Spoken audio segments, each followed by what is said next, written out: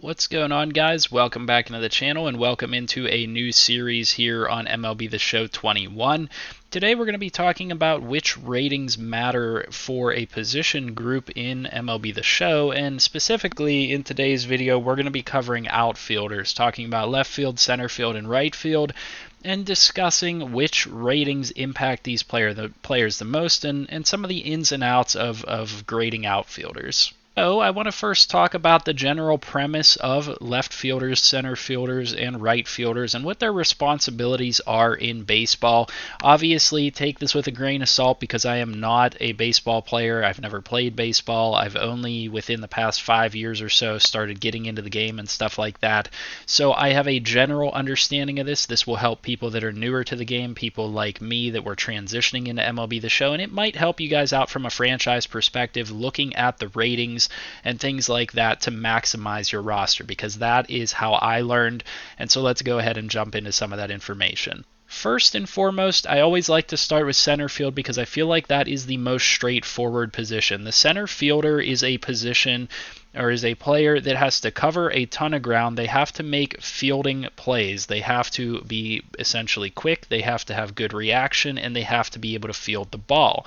That is more important at this position than any other position because center fielders have to cover ground, and that is huge. That is absolutely the most important thing, in my opinion, for a center fielder is their fielding ability. And generally speaking, you will see it be pretty difficult for a player to keep a high overall as a center fielder for various different reasons. If we took, for example, O'Neal Cruz, who's a very good outfield prospect for me, transition to right field. If we take him and move him to center field, he drops an overall point. Now, he's pretty athletic. He's got pretty good fielding and things like that. But you guys can see that from a ratings perspective, it is evaluating this guy and saying, okay, well, he's not quite as good as he needs to be in terms of his fielding perspectives. We could take a guy like an Anthony Alford, who is nowhere near as good with the bat, and move him to center field, and you guys can see he's just as high of an overall, pretty high overall, and generally speaking, he's pretty good with his fielding abilities, but he's also super fast, and that is something that affects players tremendously as a center fielder, is their speed. So just as a quick example for you guys for center field, I want to go ahead and go to Anthony Alford, and what we're going to do for you is we're going to take his speed down to about 50 or something of that nature, and you guys can see just how far his overall drops. So he was a 78 overall. If we go back to center field now, you guys will see that Anthony Alford has dropped to a 73 overall. So you guys can see how important that athleticism is out in the outfield. Obviously, the fielding ability is going to be important, and that's not to say that they're bad, like their contact, their power, their vision. That's not to say that that stuff isn't going to matter as much, but generally speaking, you need this to be a player that can cover a lot of ground.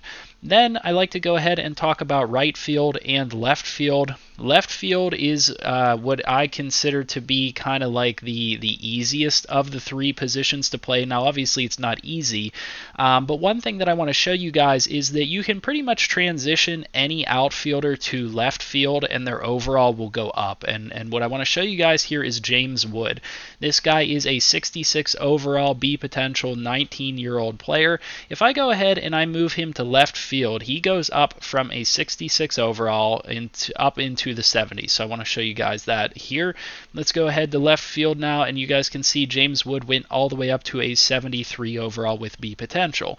One of the things that I like to talk about here with the corner outfield spots is your arm. Your arm matters more than just about anything at left field and right field, because generally speaking, these left fielders and these right fielders are counted on in order to throw a guy out. They're counted on in order to try to get the ball into home plate, or get the ball into third base or second base, prevent guys from getting additional bases and things like that. And so your arm power, your arm accuracy, that stuff is going to matter tremendously for these corner outfield positions. But the other thing that I like to say is more so than center field, your right fielder and your left fielder need to have a good bat. And a lot of times these guys don't need to be as fast. They can be a good hitter like Andrew McCutchen here.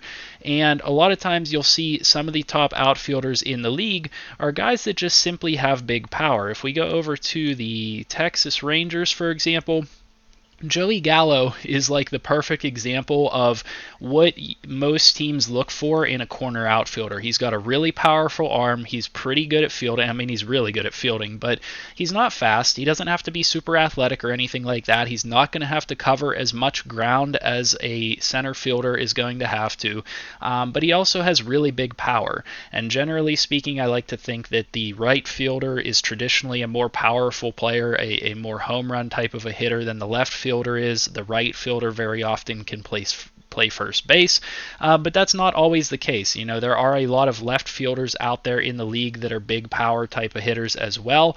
Guys like Jordan Alvarez is a good example. There are guys like that out there as well, but that's generally what your corner outfield spots are going to be looking for.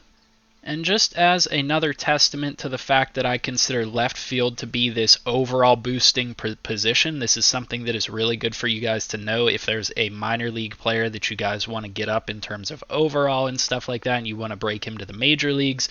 We're going to go ahead and take Andrew McCutchen, who's an 78 overall right fielder, and we're going to transition him to left field. Now, obviously, the stats matter a little bit differently for each position, but whenever you take most guys and transition them from right field to left field, their overall is going to go up. If you transition them from center field to left field, their overall is going to go up, because left field is the least demanding of the three positions.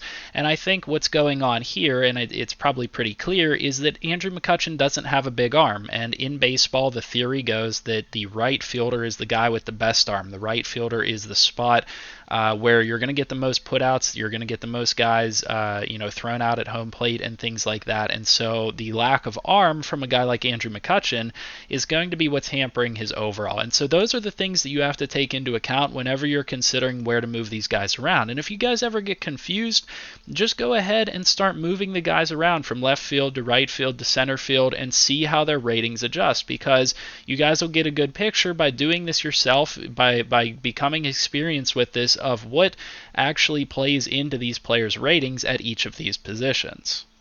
With all that being said, I think we did a pretty good job here in today's video of giving you guys some idea of what matters most at each of these positions in the outfield. Hopefully you guys like this style of video where we address these position groups and things like this, because this can be really helpful for you guys from a franchise perspective of knowing, whether a player's overall might be overinflated or something like that. A great example is you might see a lot of left fielders with a really high overall, and then you bring them to your team, you might try to transition them to center field or right field or whatever it might be, and their ratings are probably going to drop if you try to move their position over to one of those, even if it's their secondary position and things like that, because there are tougher demands at center field and right field than there is at left field. Left field, you can kind of get away with being a more balanced type of player. As I said, center field, you have to be that raw athlete. You have to have that good fielding ability. You have to have at least one or the other. You can be a really good fielder and have really good reaction and really good fielding, but not necessarily have the speed, but you have to have the fielding ability to make up for that if you don't have the speed. Otherwise, you have to have the speed. And then from the right field perspective, this is generally speaking going to be that big arm, big power type of player, and that's what you're looking for in right field. So, hopefully this information helped you guys out. Hopefully you guys found this valuable. I know, like I said, take it with a grain of salt. I'm not the expert on baseball or anything like that, but from my experience in franchise mode and min-maxing your rosters and maxing out on development and stuff like that, that's what I look for. So if you guys did find this video helpful at all, leave a like on the video, subscribe to the channel if you're new, and comment down below. I'll see you guys in the next one, and I hope you guys have a good one. See ya.